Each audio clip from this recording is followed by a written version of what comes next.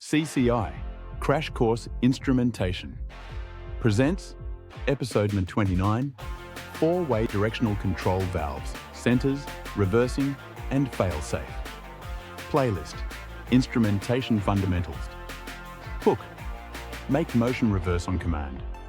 When a gate pushes out and then pulls back in, something is feeding one side of a cylinder while venting the other, and then swapping those roles instantly. That traffic director is a 4-way directional control valve. What you will learn today.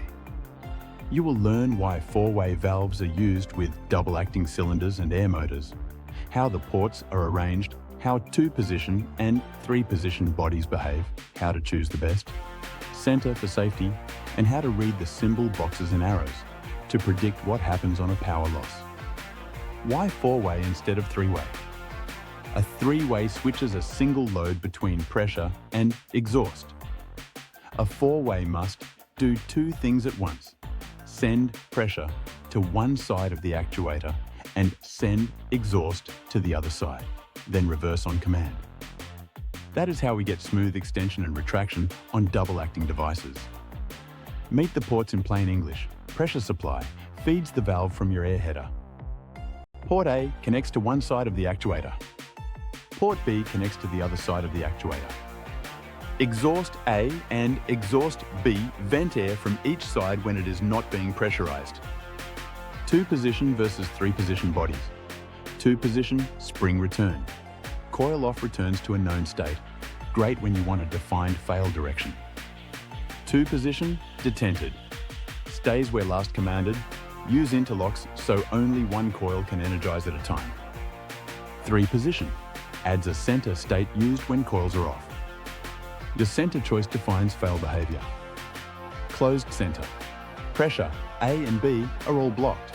The cylinder holds position, locks, if the plumbing is tight. Exhaust center. A and B are vented, pressure is blocked. The cylinder relaxes or coasts to a stop. Pressure center. A and B both see pressure, often through restrictions. The cylinder can hold with pressure or balance loads depending on the mechanism.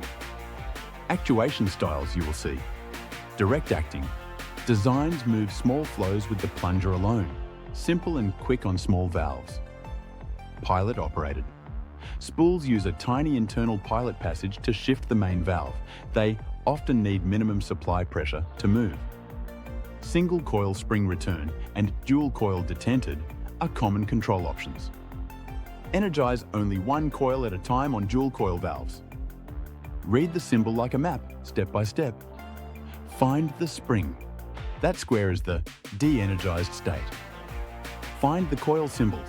Those squares are the energized states. Trace the arrows inside each square to see which ports connect. For 3-position valves, trace the center square first. That is what you get on a power loss. Ask which side of the actuator gets pressure and which side vents in each state.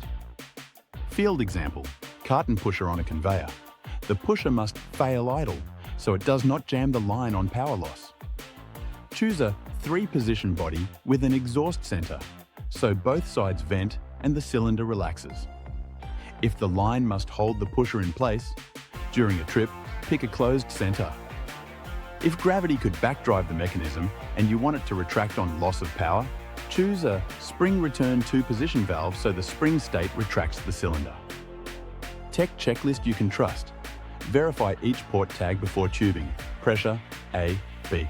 Exhaust A, exhaust B. Install speed controls at the cylinder ports to tame slam and chatter. Add mufflers to exhausts to reduce noise and debris blowback. Confirm minimum supply pressure for pilot-operated valves. Interlock controls so only one coil can energize on dual coil valves. Tag coils, normally energized or normally de-energized to match procedures. Verify the center choice matches the process hazard analysis. Common mistakes to avoid. Swapping. A and B. The actuator runs backwards and sensors no longer line up. Misreading the center symbol. The unit fails in the wrong direction. Forgetting speed controls. You get hammer, bent linkages or product damage. Powering both coils on a detented body, you overheat the valve and confuse interlocks, expecting a pilot-operated valve to shift with no supply pressure. A quick history nugget. Long before programmable controllers, packaging lines used air logic and four-way spools to choreograph motion. The standardized symbols we use today let any technician look at a drawing and predict motion and fail behavior at a glance. Wrap up and what is next? Four-way valves make reversing possible by feeding one side and venting the other, then swapping. You now know the ports, body styles, center options, symbol reading steps, and fail-safe choices. Next, we will connect these ideas to motor starters and interlocks so pneumatic and electric discrete control feel like the same language. Thanks. Special thanks to Tony Coupold and the open source community for the incredible free curriculum that powers Crash Course Instrumentation.